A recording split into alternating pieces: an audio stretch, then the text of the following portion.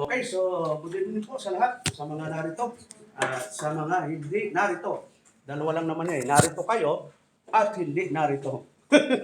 So, yun po. So, purihin po ang Panginoon sa gabi nito mga kapatid at unang-una po ay nagpapasalamat tayo sa Diyos dahil sa kabila po ng mga maraming nangyayari sa ating kapaligiran ay hindi po na tatapos yung pag-iingat po sa atin ng Diyos. So, ngayong gabi ay tayo po ay mag-aaral ng mga salita ng Diyos at inanihan ko po ang bawat isa na tayo po ito ngayon at buksan po natin ang ating mga Biblia po. Dito po sa 2 Peter chapter 1 at sa mga naka-join sa Google Meet, kung mayroon po kayong mga Biblia sa bahay, ay po din yung buksan para makita din po nyo kung ano yung mga nakalagay po doon sa verse na yon, no? So, sabi sa 2 Peter chapter 1 verse 5 to 8, no?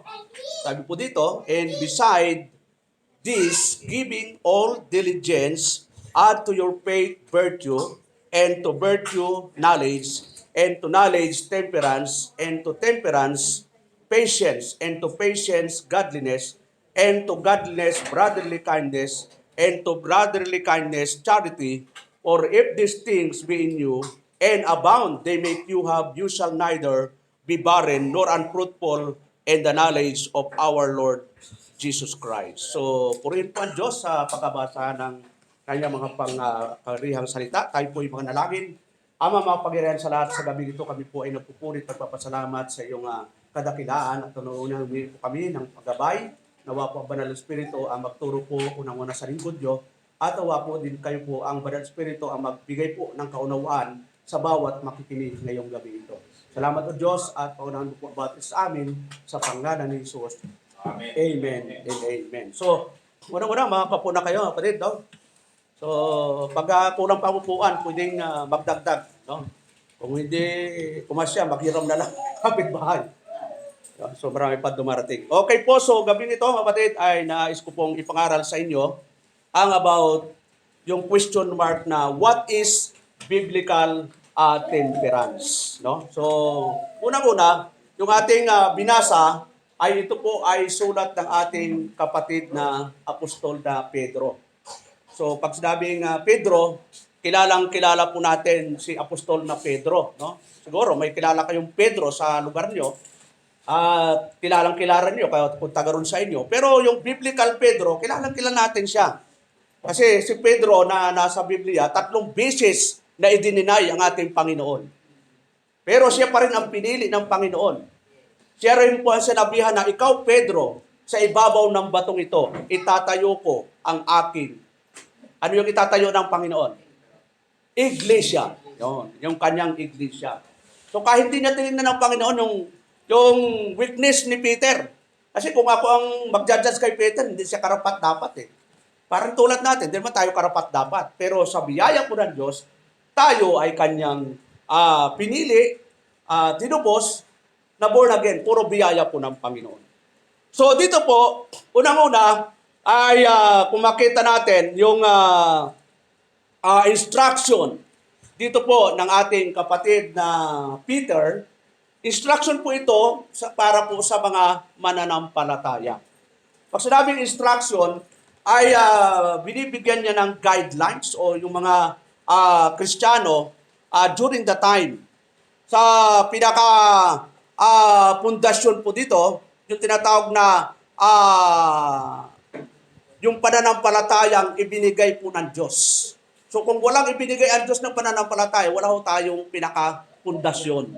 So ang Diyos ang nagbigay ng pananampalataya, kaya tayo ngayon ay nakaka-exercise ng dapat gawin. Kaya makita natin doon sa pasimula pa lang ni Apostol na Pablo na sabi doon, and beside this, giving all diligence. So mamaya, himahimayan po natin yung word na diligence. Yun, ano ba yung sa Tagalog yung diligence? Kasipagan. Yun. Sino mang masisipag sa inyo? Masipag magtrabaho. Masipag, ano pa mga kasipagan? masipag maglaro ng basketball. Parang napapangita yung mga young people. Kung ano yung mga kasipagan na ginagawa.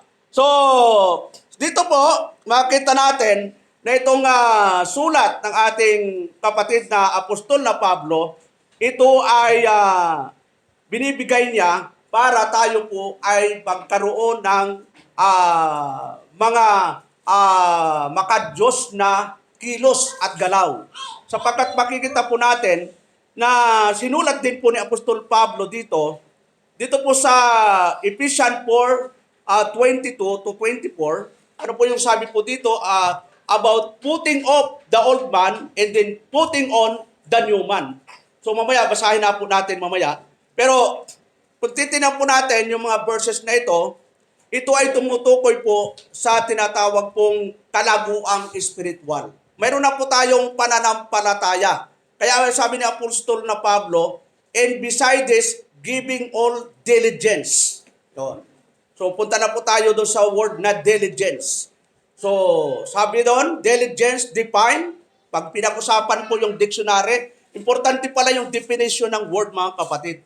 Natutunan ko lang po yun nung nagkaroon po ng mga impeachment trial, ng mga paghuli kay Duterte. Ako po, hindi tayo namumulitika dito, no? So, tiniten ko lang yung mga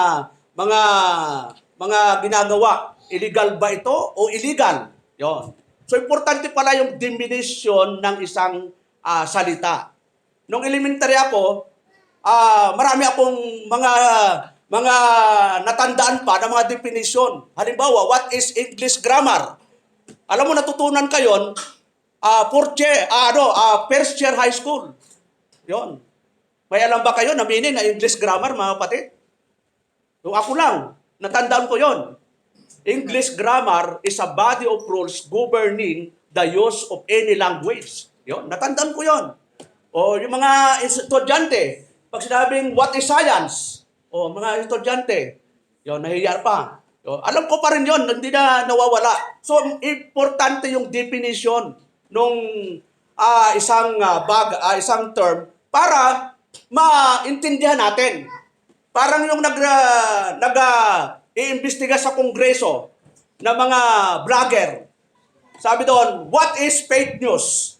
Doon, napapanood ko kasi. Sabi doon isang vlogger, paano natin ma-identify ang fake news? Ay wala pa namang bakas. Yon. So, yun ang mga argumento nila. So, para ma-define ang fake news, dapat mayroon ka ng batas na pinapairal para ma-definition. Para yung sinasabing yung red notice. O pag sinabing red notice, ano ang definition nun? So, sa kanila yon, sa ICC yon, sa Interpol. Yon. Ang ibig sabihin red notice, kailangan talagang hulihin ka na. Yung isang definition, yung isa naman term, yung yung isang term na yun? So, papanood ko lang. So, importante yung definition. So, yung diligence, anong ibig sabihin? Define, pag pinag-usapan yung dictionary, yung diligence means steady. Yon, steady. Pag sinabing steady, talagang nakapix ka. Pangalawa, earnest. Energetic effort. Yon. Natandaan ko, nung nag-networking kami, talagang kailangang energetic ka. Kasi pag wala kang energy, wala kang income. Lahat dapat may energetic ka, masigla. Yun ang ibig sabihin ng energetic pagdating sa tinatawag na dictionary.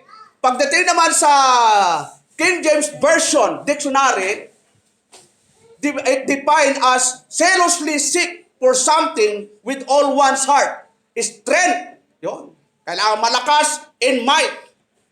So, pag pinag-usapan yung tinatawag na si Peter, nung sinabi niyang diligence, talagang magbibigay tayo ng effort. Yun, magiging masipag. Nakapix po tayo doon sa goal natin na to glorify God. Hindi natin gagawin yung mga bagay na yan for our glory. Gagawin natin yan para mag-glory yung nagbigay sa atin ng tinatawag na spiritual blessing. Ano ba yung spiritual blessing? Diba, natanda po niyo, mga kapatid, last Sunday, tapos na po yung spiritual blessing. I-discuss po yan ni Apostol Pablo dito po sa Ephesians chapter 1 verse 3. Yun, tinan po natin. Pinaka-review lang po natin. Kahit palagi nating narinig yung isang topic, kapag paborito mo, hindi nakakasawa.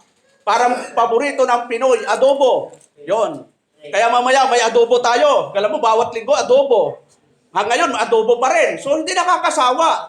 Ang election, ang doctrines o pag-election, hindi po nakakasawa. Kasi ito yung pinakapundasyon ng ating pananampalataya. Sabi po ng Ephesians 1:3, Blessed be the God and Father of our Lord Jesus Christ, who had blessed us with all spiritual blessing in heavenly places in Christ. So tapos na po yung spiritual blessing. Ano po yung spiritual blessing? According as He had chosen us in Him before the foundation of the world, that we should be holy and without blame before Him in love. Unang blessing po natin natanggap, yung pagkapili sa atin ng Ama before the foundation of the world. Ibig sabihin, yung Ama natin, may parte po sa kaligtasan natin. Hindi lang si Kristo ang nagligtas sa atin. Ang ginawa ni Kristo, legally, yung redemption. Kasi yung iba, si Kristo lang talaga ang nagligtas. Tama po yun. And pag pinag-usapan yung vital phase of salvation. Pero pag pinag-usapan yung pagpili, hindi po si Kristo ang pumili sa atin. Sino po ang pumili? Yung Ama. Kaya makita natin in 1 Peter 1:2, no? Para susok po to sa ating binasa. 1 Peter chapter 1 verse 2, ano po yung sabi ng ating kapatid Peter? Sabi po doon, I elect according to the foreknowledge of God the Father through sanctification of the Spirit unto obedience and sprinkling of the blood of Jesus Christ, grace unto you and peace be multiplied. So makita natin na yung pagkapili sa atin, ginawa ng Ama before the foundation of the world. So marami po, no? Ang blessing, yung yung pagtubo sa atin, tapos na po yun eh. Kaya nga sabi ni Kristo, it is finished. Yun, past tense. Meron bang finish na hindi pa tapos? Mga kapatid? Alam mo, nagluluto kayo, luto na, tapos na. Luto na po yun. Tulad yan, no? Dami pagkain. Luto na po yan. Hindi na po yung lutuan, luto na eh. Tapos na. So, ganun din yung pagpili, pagtubos, at yung regeneration. Ang wala pa, ang iniintay natin, yung final phase of salvation. Yung muling pagbabalik ng ating Panginoon. Kaya practically, habang tayo nabubuhay dito sa mundo, ay dapat magkaroon tayo ng diligence. Yun, ano po yung diligence? Dapat naka-steady ka, naka-earnest, tapos ano pa? Energetic. Yun. Kaya kapag dating ng prayer meeting, pagdating ng Sunday, energetic. Sabado pa lang, namabalansa na. Hindi na ang paglinggo, ay nagpuputukan ng plansa, nag-aagawan. Dapat prepare tayo, masigla pagdating sa gawain. Para magbigay ng glory sa Panginoon, hindi magbigay ng glory sa pastor.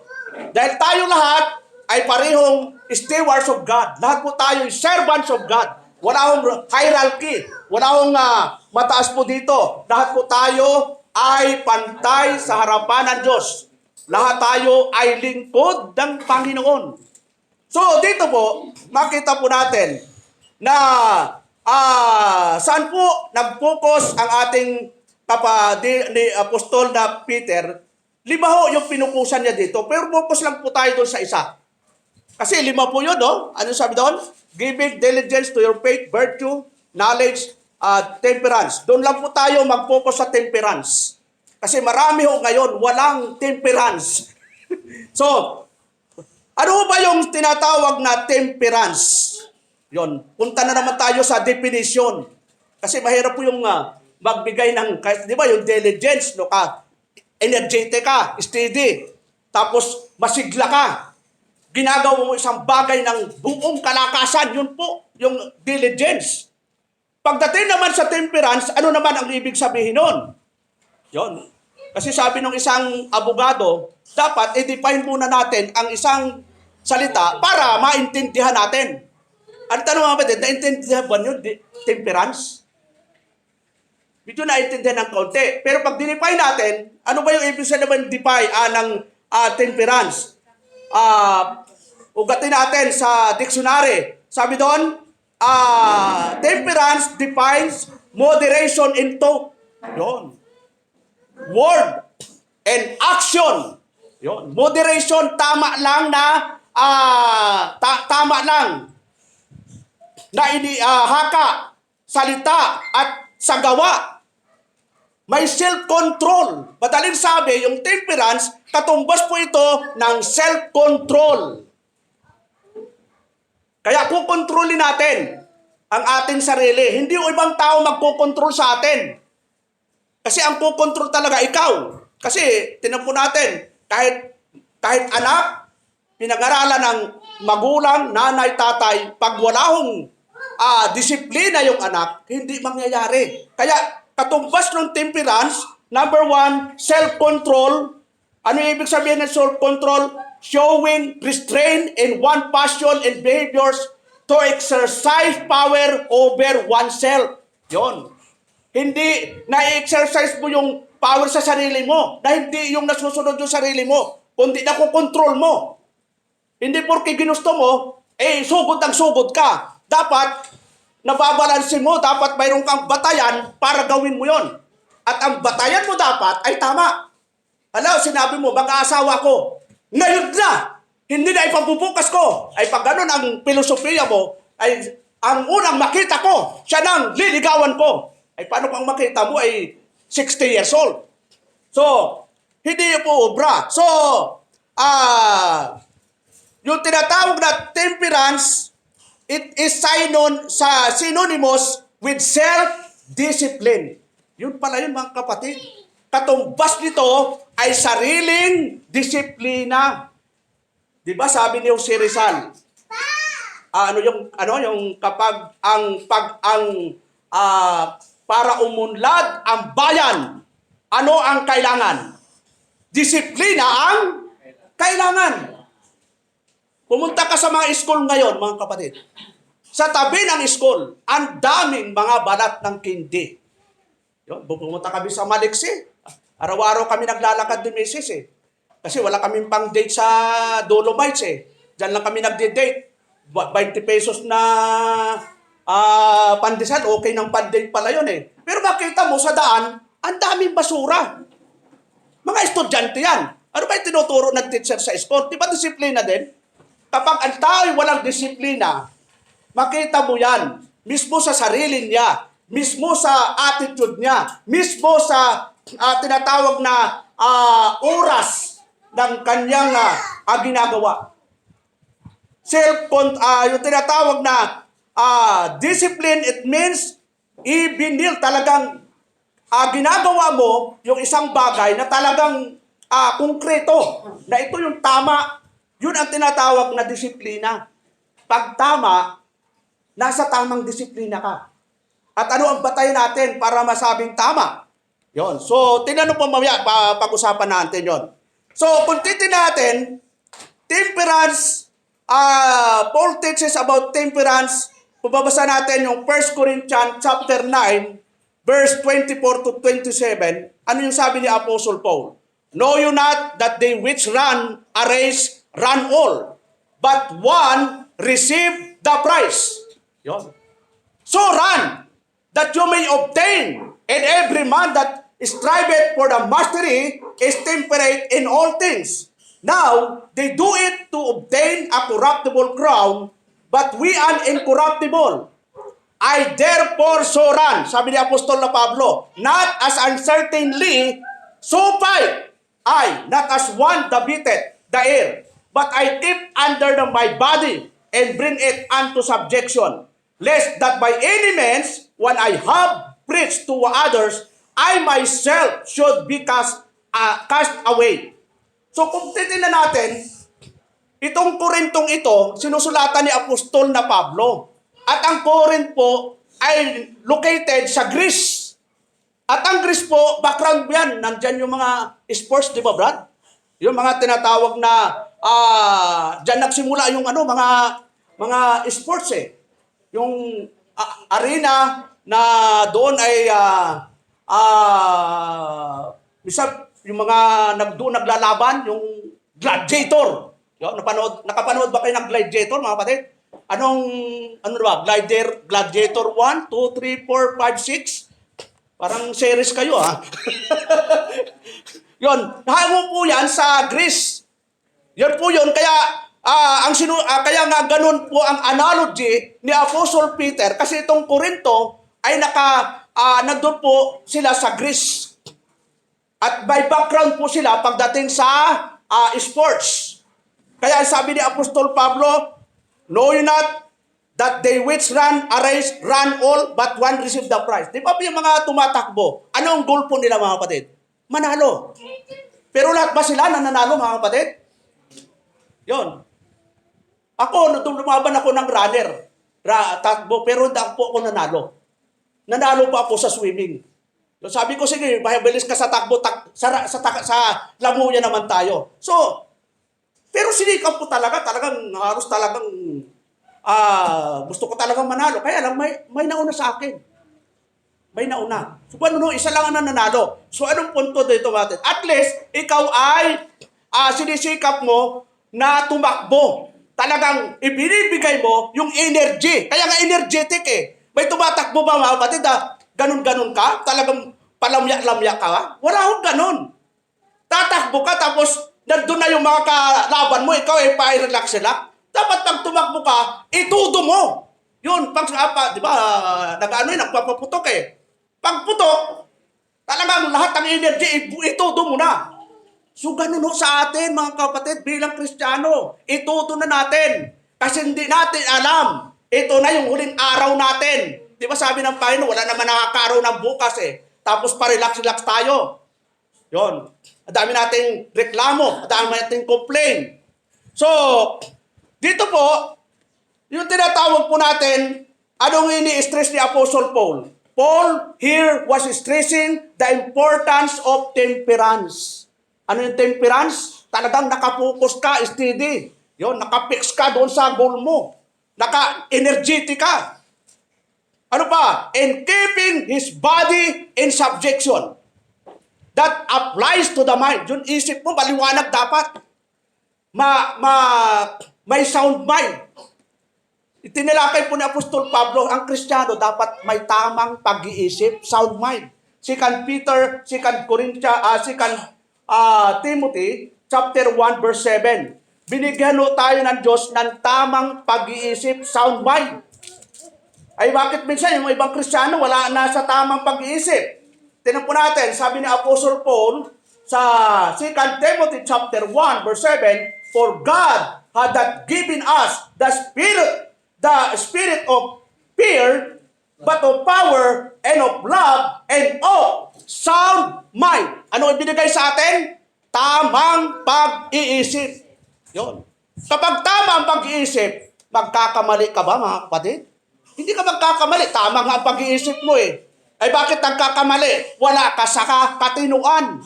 Mali ang pag-iisip mo. Baka ang iniisip mo ay labag na sa kalooban ng Diyos. Baka ang iniisip mo ay moro karnalidad, baka mundo, paano yumaman kahit mang-scam. Yun. Eh, hindi na kalooban ng Diyos yun. So, tingnan po natin, mga kapatid, ano ba yung mga tools that would enable us to be more temperate para tayo ay lalong magkaroon ng self-control. Yun. Kasi, yung self-control, minomotivate din. May paraan din po yan. Number 1, mahaba po kasi ito. Number 1, the first tool that will help us is in God's Word. Yung salita ng Diyos, ang tutulong po sa atin para tayo ay magkaroon ng self-control. Mayroon na po tayo nito. Pero makakatulong po ang salita po ng Diyos. Ano po yung sabi ng Psalms 119, verse 9 to 16? Yon. Sabi doon, wherewith shall a young man cleanse his way? By taking heed there according to thy word. With my whole heart have I sought thee, O let me not wander from my commandments. Thy word, so tanda natin mga kapatid, thy word have I hid in my heart, that I might not sin against thee. Blessed art thou, O Lord. Teach me thy statutes. With my lips have I declared all the judgment of thy mouth. I have rejoiced in the way of thy testimonies, as much in all riches. I will meditate in thy precept, and I have respect unto thy ways. I will delight myself in thy statutes. I will not forget thy word. Yun. Napakagandang verses ito mga kapatid. Na kung i-meditate natin ito yung susundan natin guidelines. Kasi ito niya binibigay ng psalmist Na alam naman natin na ang background dito, si King David nagkaroon ng kasalanan. Kaya binibigay niya yung instruction na para tayo ay magkaroon ng temperance, madagdagan o makatulong sa atin. Ano yon? Ilalagay natin sa ating puso ang alin? Ang salita ng Diyos. Hindi lang sa utak, hindi lang sa bibig. Kasi minsan pag sa utak, nagiging mayabang lang. Alam mo, Brad? Alam ko na yung eleksyon Di ba yung eleksyon sa demonyo yan? Lumampas na po siya sa prinsipyo ng Diyos Wala hong mababasa ka sa Biblia na itinuro na nagturo si Satanas ng eleksyon. Ang nagturo ng pagpili ang Diyos from Old Testament to New Testament. Makita natin, siguro, yung may iba hindi natin alam, yung tinatawag na pagpili ng Diyos sa bayang Israel. Sino ang pumili? Ang Diyos, hindi naman si Satanas. Basahin nga po natin doon mga kapatid. Sa Deuteronomy chapter 7, verse 7. Kasi pinagbibintangan po tayo na yung election daw sa demonyo. Meron bang sa demonyong ang Diyos ang nagturo, mga kapatid? Ang sabi doon ng Panginoon, Deuteronomy, the Lord did not set His love upon you, nor choose you, because you were more in number than any people. You were the fewest of all people. Sino pumili sa bayang Israel, mga kapatid? Ang Diyos ho. So, Old Testament pa lang, may pagpili na. Questionon ba natin, mga kapatid, yung pagpili ng Diyos? Hindi natin pwedeng questionon. Bakit to? God is sovereign. He is powerful. He is omnipotent God. There is no question na makita natin na bakit siya pumili. Ikaw nga pumipili, di ba? Pag pumunta ka ba sa palengke, Sister Piles, sino bang pumipili? Yung isda o ikaw? Di ba ikaw?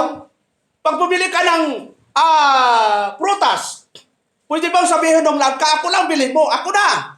Ikaw rin ang pumipili. Ikaw nga may karapatang pumili. Lalo na yung Diyos natin na siyang may likha ng langit at lupa. At kung makikita natin ang Psalms 115 verse 3, makikita natin yung sinabi ng psalmist na yung Diyos natin, anong sabi doon mga kapatid?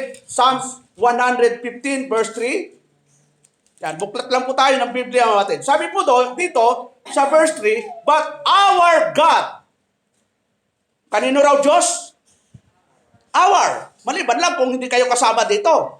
But our God is in the heavens. He had done whatsoever He had blessed. Walang kondisyon.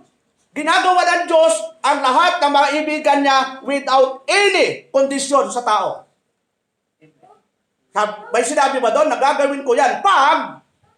Hindi po Sabi doon, ginagawa ng Diyos ang lahat ng kanyang anuman ang kanyang maibigan. So, prerogative ng Diyos yun, kung anong gusto niya. Ang gusto ng Diyos, ang bayang Israel lang ang piliin. May reklamo ba tayo? Pwede bang magreklamo ang mga German? Ano pang mga European country? Mga Netherlands? Ano pang mga gustong puntahan sa Europe? Switzerland? Canada? Yun. Ba't ayaw nyo sa Middle East, mga kapatid? Ba't ayaw nyo pumunta sa Iran? Ayaw nyo pumunta sa Iraq? Ayaw pumunta sa... Saan pa? Sa Egypt? Na doon ay mga bala ay nagliliparan.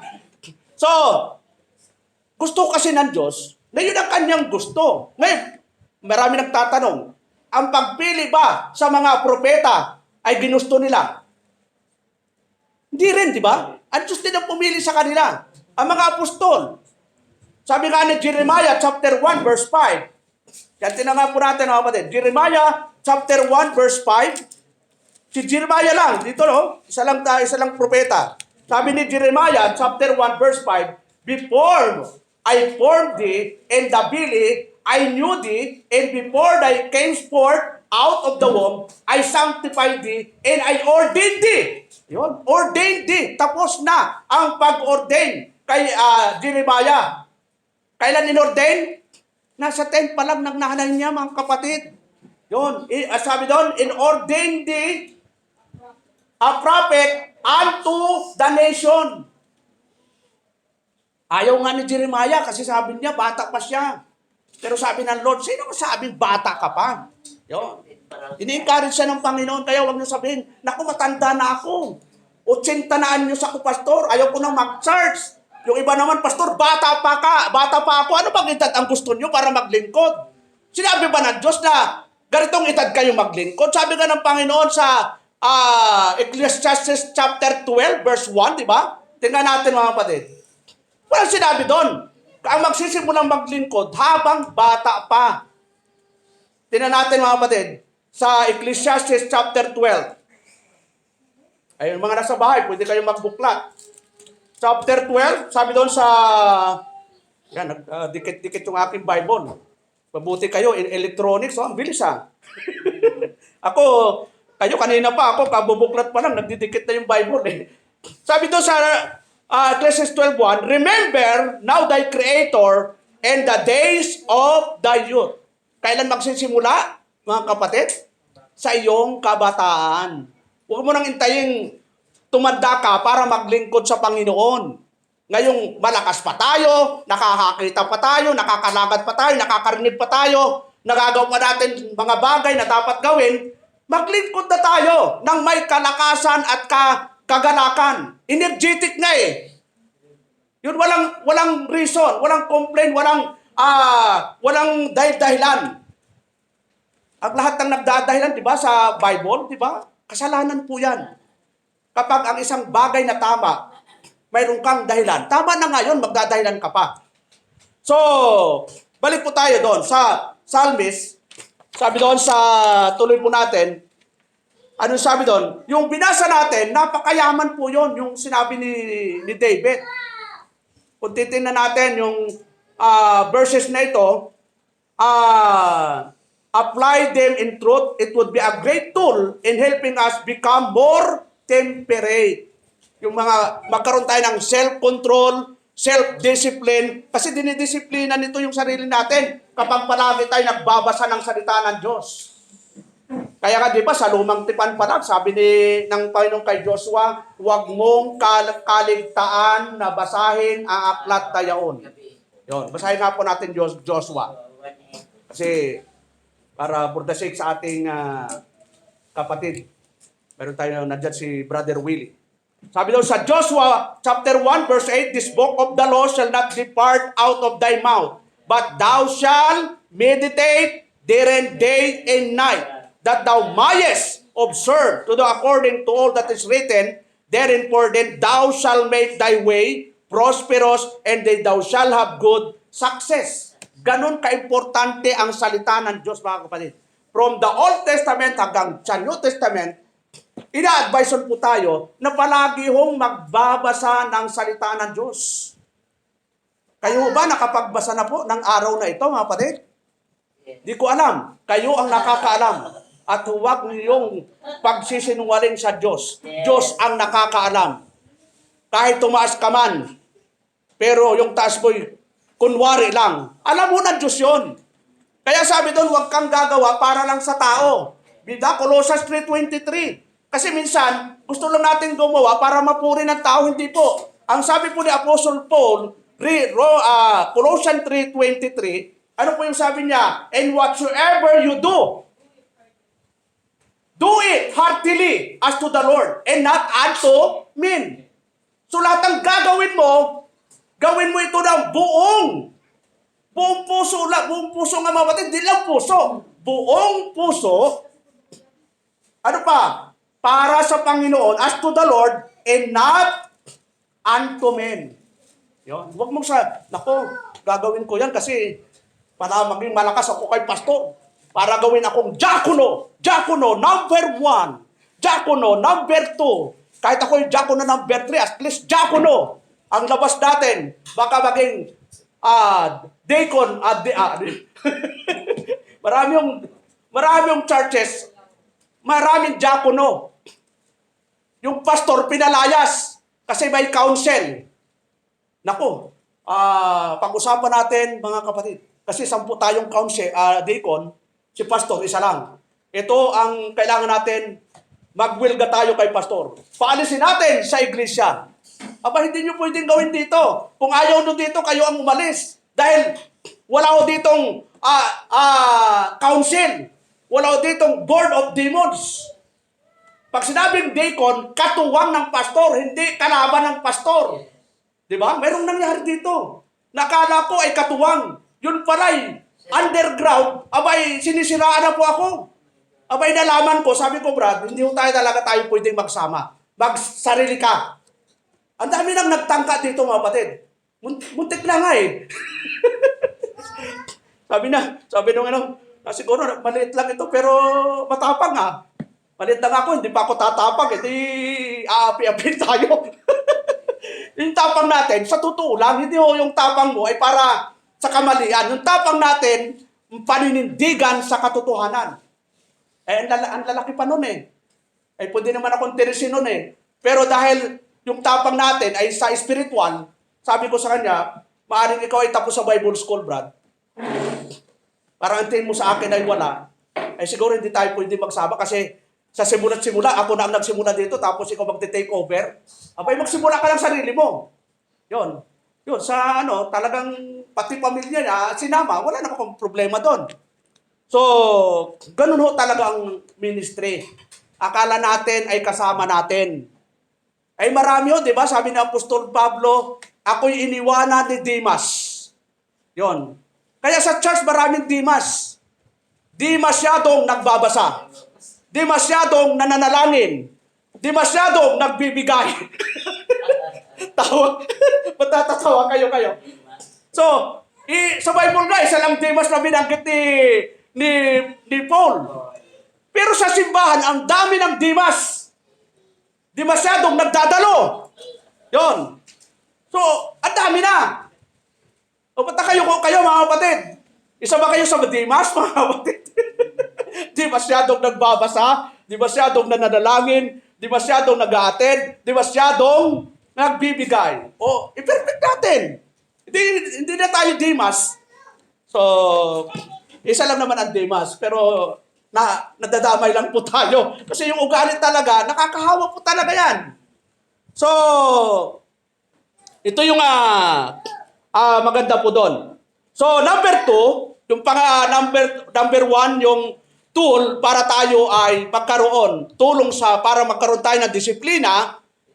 A second tool that is vital to aid is being more temperate is learning what Paul said about bringing his body in subjection. Yon, tingnan po natin in Romans chapter 8, verse 13. Ano po yung sabi doon? For if you live after the flesh, yon, you shall die. Ano daw sabi ni Apostol Pablo? For if you live after the flesh, you shall die. But if you through the Spirit do mortify the deeds of the body, you shall live. Yon, pag-usapan na naman natin, definition, Brad. Mahilig na ako sa definition, hawa tuloy ako sa mga abogado eh. Binanggit ni Apostol Pablo yung word na mortify. Ano ibig sabihin? Ano sa Tagalog yung mortify? Patayin. Patayin. So, yung mortify, the word mortifies means to deaden or subdue. Yon, ibig sabihin talagang itigil o stop. At isang verse pa rin na binanggit yung mortify, hindi lang dito sa Romans 8:13, Colossians 3:5. Tingnan po natin. Ginamit din ni Apostol Pablo yung word na mortify. Tingnan natin yung Colossians chapter 3, verse 5. Sabi ni Apostol na Pablo, mortify therefore your members which are upon the earth. Yon. Sa Tagalog, patayin nga ninyo ang inyong mga sangkap ng katawang na nasa ibabaw ng lupa. Ano yung mga papatayin? pakikiapid, karumihan, masamang pita, masasamang nasa, at kasakiman, na iya'y pagsamba sa mga Diyos-Diyosan. Yun nga, papatay, ibig sabihin patayin, wala nang kabuhay-buhay. Pag pinatay mo ang aso, Brother Jeremy, may buhay pa ba yun? Pag pinatay mo ang manok, Nanay Felicidad, wala na. Patay na. Ibig sabihin, wala nang kabuhay-buhay yun. Wala nang pangsyon. Yun ang gusto po ng Diyos sa mga tinatawag pong lust of the flesh. Yung tinatawag po natin old nature. So, ano po yung sabi doon? Tingnan po natin. Sabi doon, how many times have we said, na sabi doon, we need to understand that we are simply making excuse for nothing temporary. Maraming excuses. Pastor, kaya ko nagawa yun dahil hindi ko na-control ang sarili ko. Hindi ko na-disiplina ang sarili ko. Tandaan po natin as a born again, as a Christian, mayroon na po tayong fruit of the Holy Spirit. Lahat po ng born again, mayroon na pong fruit of the Holy Spirit. Ano po sabi ni Paul sa Galatians 5:22-24? But the fruit of the Spirit is love, joy, peace, long-suffering, gentleness, goodness, faith, meekness, temperance. Against there is no law. Yun. Sabi nun, and they that are Christ have crucified the flesh with the affection, lust, and lust. So, napakahirap po yung sitwasyon dito na sinasabi ni Apostol Pablo kasi nga, pag Kristiyano, dalawa po yan, na tayo ay nasa physical, tapos nasa spiritual. Kaya kung titingnan natin, talagang may labanan mismo sa sarili natin. Di ba sabi nga natin, the world around us, sino pa yon? Satan against us. Yung pangatlo, the self within us. Yun. Yung mga taong nakapaligid sa atin, na hindi ka pananampalataya, pwede mong iwasan yun. Kaya nga diba, do not unequally yoke together to unbelievers. Pwede iwasan. Si Satan, pwede mong itaboy. Sabi ni James, submit din to God. Resist the devil, and he will flee from you. Ngayon, pagdating sa sarili mo, paano mo itataboy yung sarili mo? Alis ka, alis. Ikaw pa rin yun eh.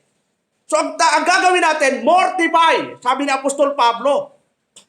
Ano the word body means, yun, to deaden or subdue. Talagang, ano mo talaga ito? Walang function na.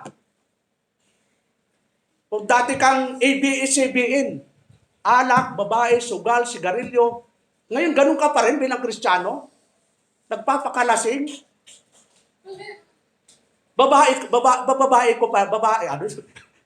Babaero ka pa rin? O lalakiro ka pa rin? Dati mo yun, buhay. Ngayon, Kristiyano na tayo, put off. Kaya makita po natin yung sinabi ni Apostol na Pablo. Mamaya, pag-uusapan natin. Importante na tayo mga Kristiyano, exercise po natin yung fruit of the Holy Spirit, yung love.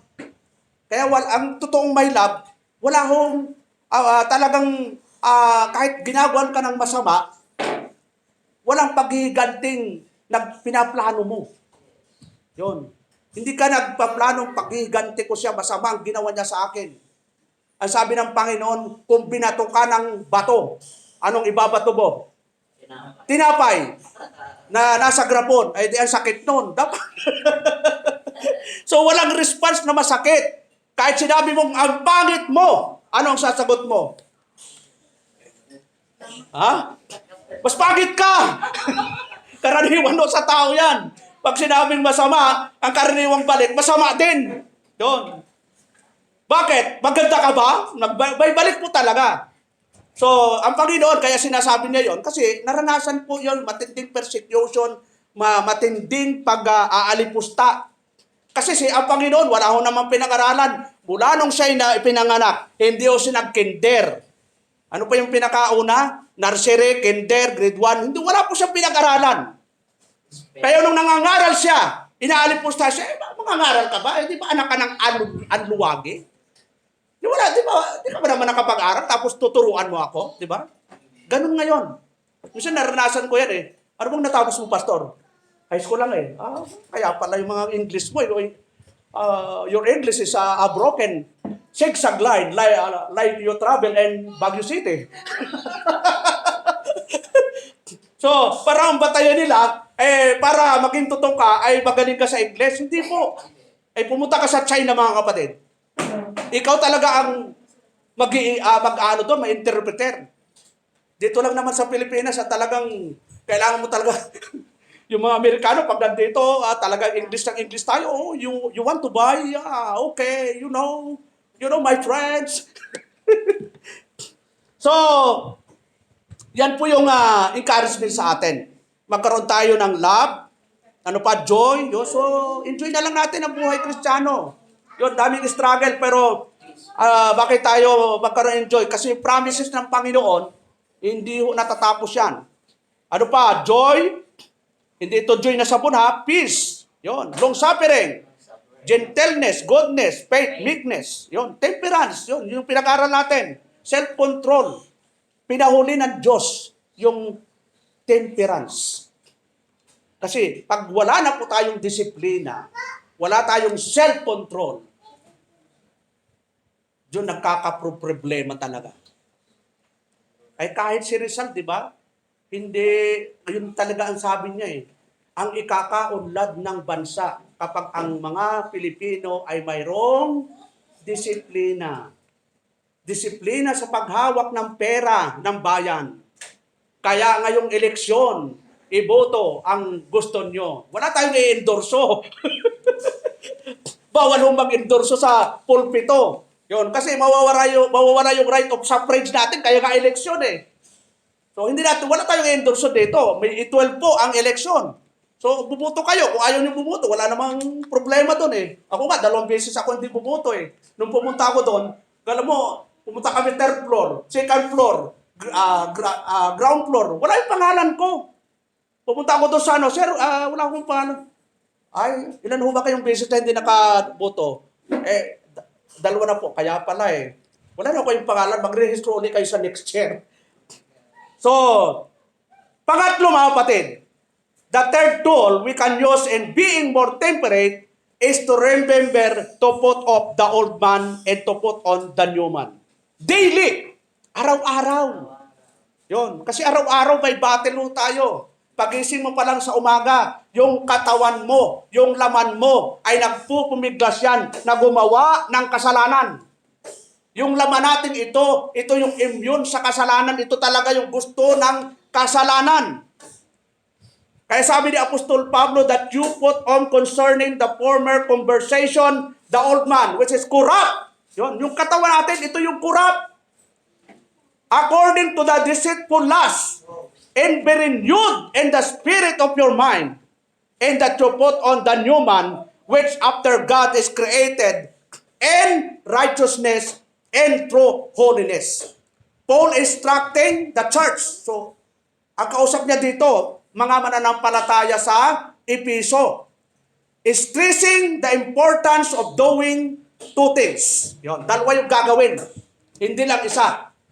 Put off the old man. Pastor, nawala na eh. Wala na akong bisyo. Hindi na ako nanlalalaki. Hindi na ako ng bababae. Wala na akong kabisyo-bisyo, pastor. Pero may kasunod ho, mga kapatid. Put on the new man. Exercise po naman yung pagiging new man. Yung pagiging tao. Wala kang ambisyon, di ka naman sumusunod sa Diyos. Daming taong ngayon eh. Apostol, ako naman eh, walang bisyo eh. Marami akong kausap dyan eh. Wala akong bisyo. Basta ako, diretso lang sa Lord. So, sabi doon, get rid of the natural man, lay down anything to do with the word. But don't stop there. But be sure to remember to put on the new man. Importante yung bagong pagkatao natin. Ngayong Kristiyano na tayo, mananampalataya, mag-focus tayo, ano ba yung gusto ng Diyos? Hindi yung gusto natin. Kasi kung gusto lang natin na masunod, wala na ako, hindi na ako magpapastor. Kasi sa pagiging pastor, wala naman tayong sweldo. May sweldo ba ako dito mga kapatid? Taas ang kamay. Oh, di ba? Wala tayong sweldo. Yun. By feet. Yeah. By feet ho. By feet. Wala rin tayong supporter. Ang supporter natin si Lord. Kung ano yung ibigay ni Lord, yun. Pinagkakasya natin yun sa biyaya ng Diyos. Nakapagawa tayo ng ganito, sa biyaya din ng Diyos. Siyempre sa mga kapatiran. So, dito po, tingnan natin. Sabi doon, mismo ang ating Panginoon, Matthew chapter 12, sabi doon, verse 43 to 45, when the unclean spirit is gone out of a man, he walketh through the dry places, seeking rest and findeth none. Then he saith, I will return unto my house from whence I came out, and when he is come, he findeth it empty, swept and garnished. Then goeth he and taketh him with himself 7 other spirits, more wicked than himself. And they enter in and dwell there. And the last state of that man is worse than the first. Ganun mo yun mga kapatid. So, kailangan palagi natin nililinis mismo yung ating pagkatao araw-araw, daily. Kasi yung basura, yung mga masasamang mga nasasagap natin, yung tinatawag na nakikita natin, naririnig natin, sabi nga, everything we see, everything we hear, it affects our mind. Yung isip natin parang computer yan eh. Na lahat ng makikita mo, nandito na sa utak. Lahat ng marinig mo, kaya kapag ang narinig mo'y negative, nagiging negative ka rin. Kapag ang narinig mo'y palaging guwapo si pastor, pagit si pastor, masamang tao si pastor, yun ang magiging na talaga yun. Sabi ng kapitbahay mo, yan si Brother Ariel, mayaman na yan, palaging narinig na ko. Ang dami nang umutang kay Brother Ariel. Palagi narinig ng mga tao, mayaman si Brother Ariel. So may epekto po yun. Yung lahat ng narinig, nakikita. May epekto po yun sa pag-iisip po ng isang tao. So, panghuli, sabi doon, temperance, yung tinatawag self-control, ay may mga example sa Biblia. Number 1 po, na makita nating self-control o may disiplina, number 1 po yan si Joseph. Yon. Kilala ba niyo si Joseph? Yon, the dreamer. Ano ang kwento niyon? Sa Genesis 39, yung tinatawag na Joseph refused to commit adultery with Potiphar's wife. Yon, galang mo, Brother Ariel, Brother Jeremy, Brother, araw-araw siya inaakit ng asawa ni Potiphar. Yon. Pero tumatanggi siya. Ang sabi ng kasabihan, pagpalay na ang lumalapit sa manok. Ano gagawin ng manok, Brad? Karaniwan, pag ang palay lumapit na sa manok, natatawa si nanay, anong gagawin na yung pilis ng manok? Tutukain! Pero si Joseph, mga kapatid, sabi doon, Joseph refused to commit adultery. Bakit to? May self-control siya. Mataas po yung kanyang self-discipline. Kilala po niya ang Diyos na makapangyarihan sa lahat. Na alam niya na pag ginawa niya ito, mayroong consequence sa kanya. At kahit nga hindi nangyari yun, pero sa divine purpose pa rin, nakulong siya. Pero may plano pa rin ang Diyos. Pero hindi siya nag-commit ng adultery. Di ba? Pangalawa, Daniel. Natanda natin. Sa Daniel chapter 1, verse 8 hanggang 20, mahaba po yun. So, pwede niyong basahin mamaya pag-uwi. Ano hindi niya tinutulan? Ang tinutulan ni Daniel. Daniel refused to defile himself by eating the king's food and drinking the king's wine. Kasi 'di ba, yung mga kabataan na galing Israel because of tinatawag na Babylonian exile, pinadaan na dinala siya sa Babylonia. Yung mga kabataan ng Israel. Tapos itong tatlong ito, Daniel, Shadrach, Meshach, Abednego, hindi sila kumain ng pagkain ng hari at hindi inom. Sabi niya, bigyan nyo kami ng prutas. Yun lang ang gustong kainin. Tumanggi silang kumain ng pagkain ng hari. Ikaw ba naman, pag binigyan ng hari, Brother Ariel, tatanggi ka ba? Sabi daw, pag ang salita ng hari ay hindi nababali. Yung tatlong kabataan din, di ba? So, ganun doon. Mayroon silang tinatawag na paninindigan. Disiplina. Pag sila disiplina, ito yung konkretong tama, pinaninindigan mo. May disiplina ka. Halimbawa, sinabi ng sa SIDSA, huwag tatawid, mamamatay ka. Huwag ka talagang tatawid. Kasi mamamatay ka talaga. Ay, gala po, yung mga, doon, may flyover naman, doon ka tatawid sa talaga napakabilis ang sasakyan. Huwag kang magtatapon ng basura. Pero marami nagtatapon.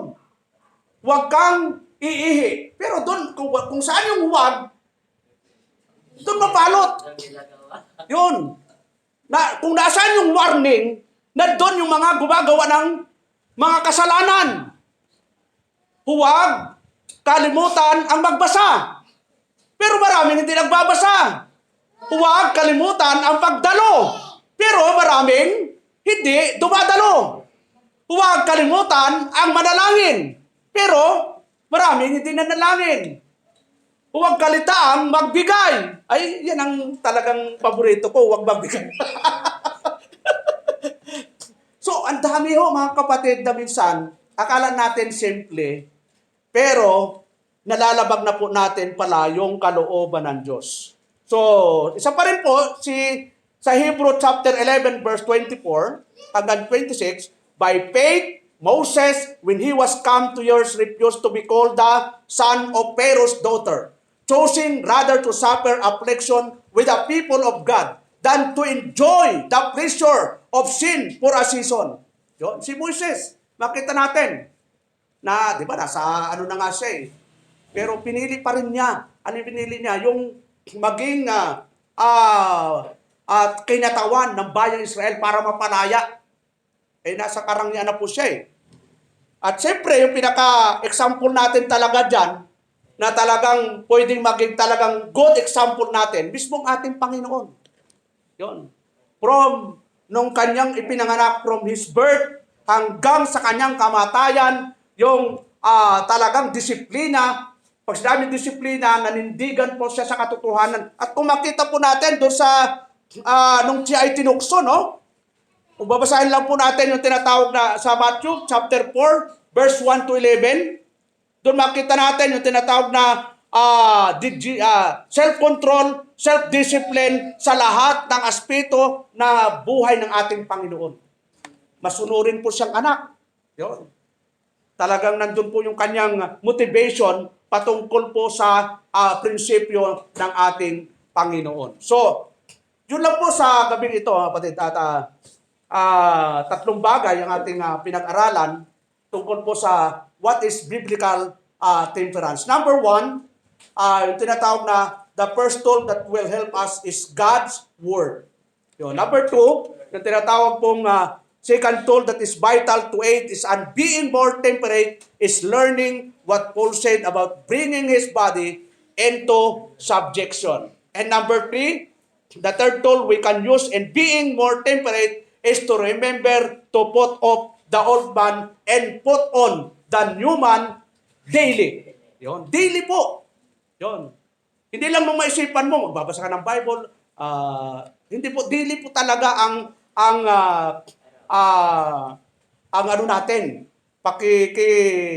ano sa Panginoon.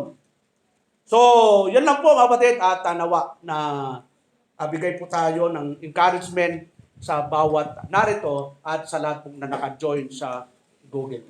So tayo po yung mag-pray. Salamat o Lord sa gabing ito, sa iyong kabutihan, sa iyong biyaya. Salamat o Lord sa mga aral mo na nagbigay po sa amin ng encouragement na nawa magkaroon po kami ng self-control, self-discipline, temperance, na nawa lahat po ng mga makalaman, makamundo, mga karnal ay makayanan namin hindi gawin sa amin sarili, kundi nandun po yung renewed mind, yung bagong pagkatao ang magawa namin sa araw-araw, O Lord.